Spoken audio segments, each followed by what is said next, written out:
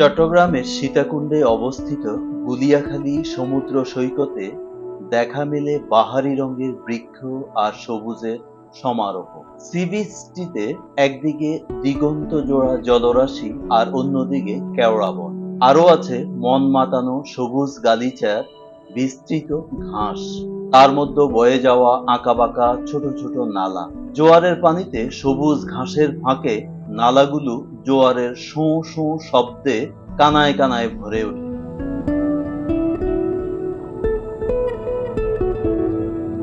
কক্সবাজার থেকে খরচ কম কিন্তু মনোমুগ্ধকর সৌন্দর্যে ভরপুর বিশাল আয়তনের এই পর্যটন স্থানটি দেখতে দূর দূরান্ত থেকে অনেক পর্যটক এখানে ঘুরতে আসেন।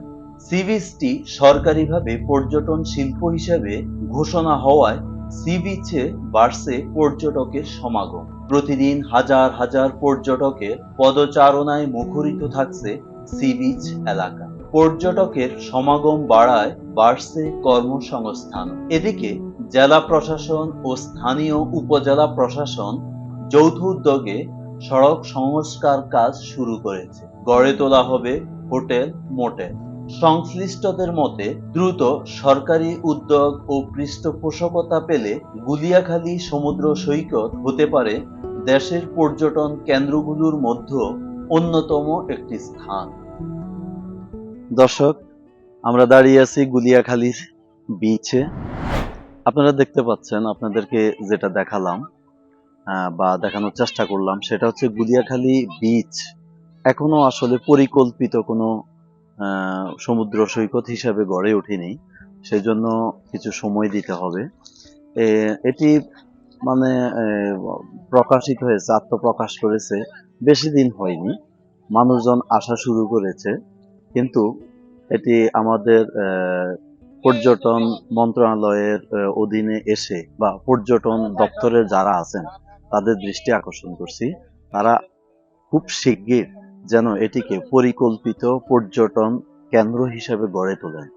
তাহলে আমার মনে হয় কক্সবাজার এবং পতেঙ্গা সমুদ্র সৈকতের পাশাপাশি এই গুলিয়াখালী সমুদ্র সৈকতটিও পর্যটক এবং ভ্রমণ পিপাসু মানুষের কাছে জনপ্রিয় হয়ে উঠবে অচিরেই। গুলিয়াখালী সমুদ্র সৈকত আর প্রকৃতির মাখামাখি বহুদিন। সাগর পাড়ে যাওয়ার পথে রয়েছে সবুজ ঘাসের ছোট ছোট মাটির চাক বা কুণ্ড। সেখানে পা দিয়েই এগিয়ে যেতে হয় ঢেউয়ের কাছে।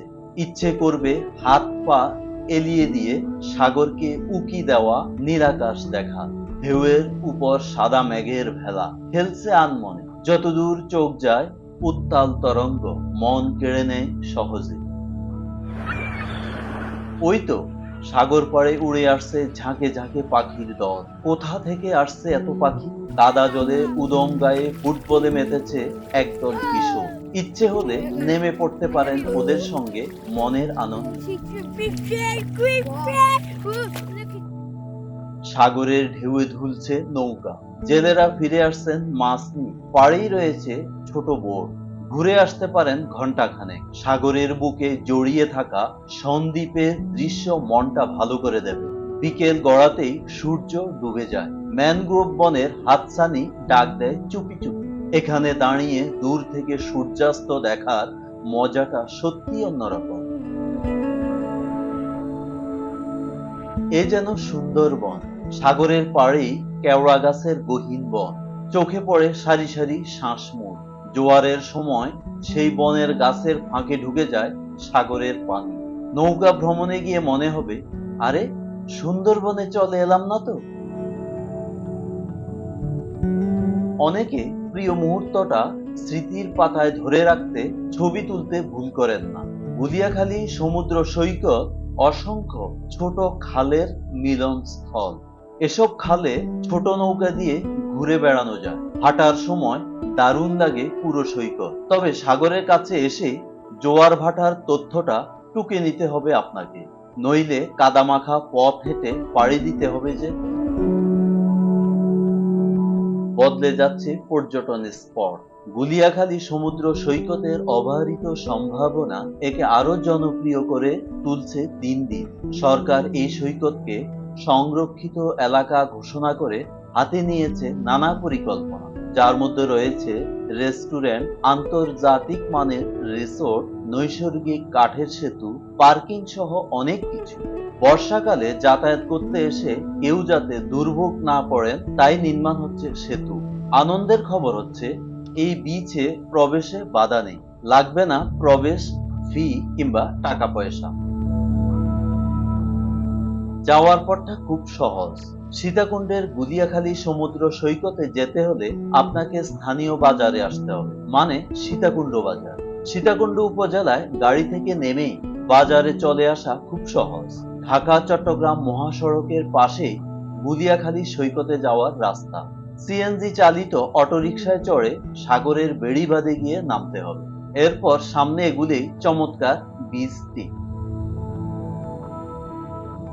অনেকে চট্টগ্রাম শহরে রাত যাপন করে পরদিন সকালে গুলিয়াখালীতে চলে যান। চট্টগ্রাম থেকে সীতাকুণ্ড যেতে লাগে মাত্র 1 ঘন্টা, দূরত্ব 40 কিলোমিটার। সারাদিন থেকে সন্ধ্যায় আবার শহরে ফিরে আসা যায়। শহরে কোথায় থাকবেন ও খাবেন তা জানতে ভিডিও ডেসক্রিপশন বক্স চেক করুন।